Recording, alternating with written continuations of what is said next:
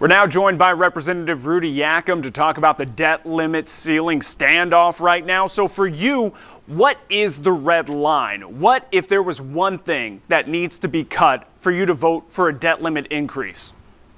Well, for us, we have to remember how we got here. We've spent the last 100 days asking President Biden to come to the negotiating table so that we won't be in this position that we are right now.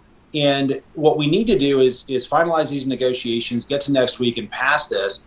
We actually passed the debt ceiling increase a little over a month ago out of the House. We sent it over to the Senate. The Senate has done nothing with it.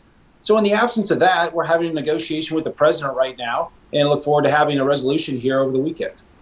Well, it was an increase, but with a lot of cuts that the White House is definitely against, some of those even being work requirements for unemployment checks. You know, we've talked to RV workers in Elkhart who can't get an unemployment check to save their life right now. Is defaulting on the debt worth that? Well, I think we need to understand what work requirements actually means. What we have said is for able-bodied working adults or able-bodied working age adults with no dependents, they should be required to go out and look for a job while collecting government benefits. It doesn't mean that they get cut off from benefits. It just simply means that they have to be looking for a job while collecting government benefits. If they're able to work, able-bodied, with no dependents, they need to be out looking for a job. I think that's a very reasonable thing to do that the American people have encouraged me, at least in the Hoosier state here, they've encouraged me to stand up and say that that's something that we need to be focused on.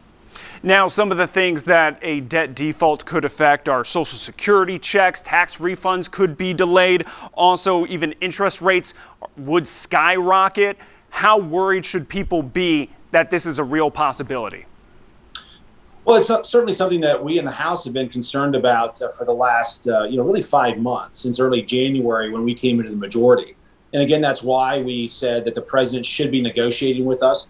We still don't understand why he spent 100 days refusing to negotiate with us. So in the absence of his negotiation, again, we passed our debt ceiling package out of the House. Constitutionally, the Senate has it. And so constitutionally, they have the ability to take that package up.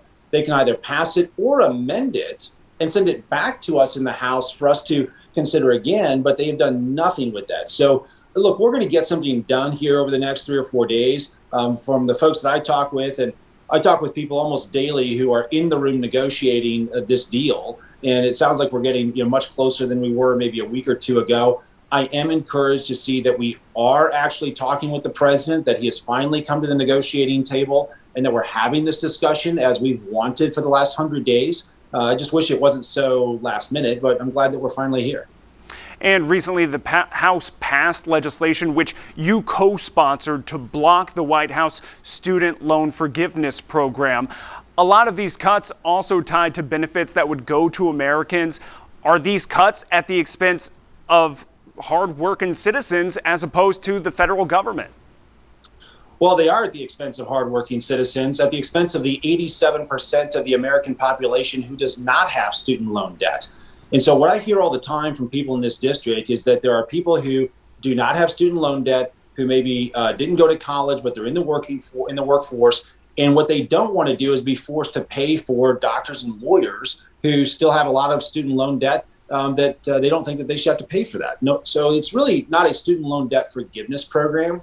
What this really is a student loan debt transfer program. And so it transfers student loan debt from those who took it on to those who did not. And the other piece of this that I would add is the president of the United States constitutionally does not have the authority to forgive debt. If that were to happen, that needs to start with Congress, because constitutionally, Article 1 of the Constitution says that we in the United States Congress have the power of the purse. It's not the president of the United States that has that authority. And so he went around his authority, and we are simply saying that's not up to him. It's not his decision to make. That's our decision. And also, as the president has said, he believes that these types of discussions should be happening around the actual budget before it gets passed. Do you agree with that, at least leading into the future? Well, I do think that we should be having a conversation about next year's budget. In order to understand what we're going to do from a budget perspective, and let's be very clear what I've heard from Hoosiers. We have $31 trillion in national debt. That's going up at a rate of $1.5 to $2 trillion per year. Hoosiers are experiencing an incredible amount of inflation that is really driving their costs up faster than their incomes. And so they've expected us to restore fiscal responsibility to Washington, D.C., just like every family does. The problem is, in order for us to actually do our budget for next year, we have to know what our top line budget number is and how much we have to spend. And that number will be set through the course of the debt ceiling negotiations that are underway right now. So as soon as that number is set, I would expect that we'll be doing all of our budgets and all of our appropriations bills, and there are 12 appropriations bills that come through the House. We'll be moving into those very quickly after we get our top line numbers set through the debt ceiling negotiations. And under new House rules that were adopted under Kevin McCarthy, any single member of the House can call for a motion to vacate the House Speaker. If Kevin McCarthy does not negotiate a deal that you're happy with, would you call a motion to vacate?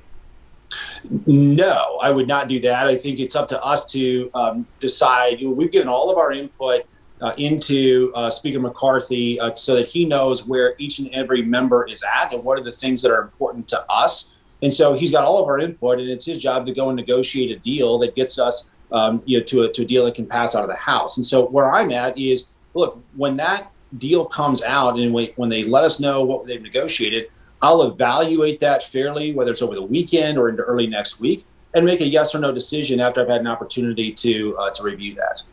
And finally, as negotiations are going on through the weekend, are you just on standby right now, waiting to maybe have to fly out to D.C.? We are. As a matter of fact, right before we left D.C. to come back to Indiana here, we were informed on the House floor by our Majority Leader, Steve Scalise, that we should be on standby with 24 hours notice to return to Washington. So I'm here celebrating and just remembering Memorial Day this weekend with my family, but also with the veterans who have lost friends in combat, or families who have lost a loved one in combat. And so we'll be remembering them this weekend, but also at the same time ready to return to D.C. with up to 24 hours notice.